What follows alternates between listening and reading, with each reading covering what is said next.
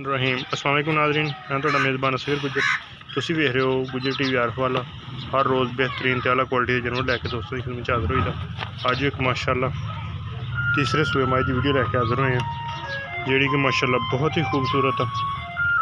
जिहड़ी शाह काली है, एक सिंग टुट गया वा, लेकिन एडे वड्डे लिबास, एडे खुले चड्डे, इन्हें दुध देने वाली मझ घट ही किसी ने विखाई हुई शाह काली है। एक रंगी डर रही है, चिड्डा माशाअल्लाह अगे पिछे बड़ा वा। हर तरह की दोस्तों रात में तसलियां खून दे विच कोई 10 दिन कढ़दी है। फुल खूबसूरत वड्डे कद वाली ना पुत्र छड़ना छड़ बस। हर तरह के दोस्त तुरते फिरती वेख लैन, अगर छड्डांगे मज दौड़ेगी। लिबास अगे पिछे माल बड़ा कि मालिक यदि 3 लाख रुपये डिमांड कर रहे हैं, 3 लाख रुपये डिमांड कर रहे हैं। नॉर्मल कंडीशन होएगी, ज़्यादा नहीं।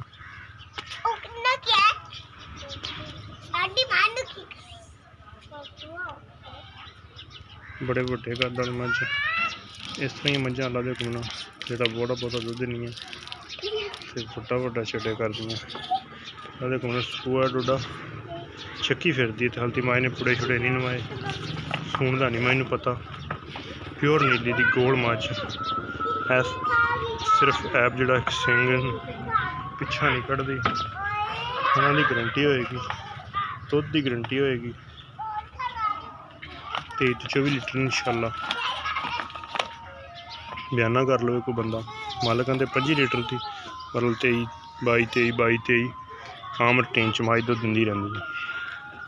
बहुत खूबसूरत कद वाली शान वाली हर तरह की खूबसूरत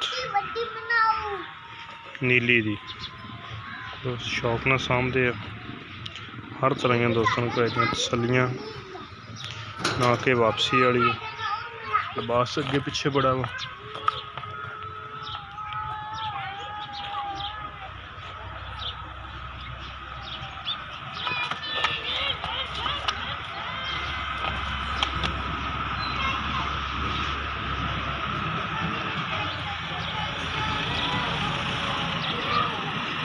फुल अगे पिछे चड्डा माशाअल्लाह कढ़िया होया माई ने, जिन्ना ते हल्ते ही होर कढ़ेगी।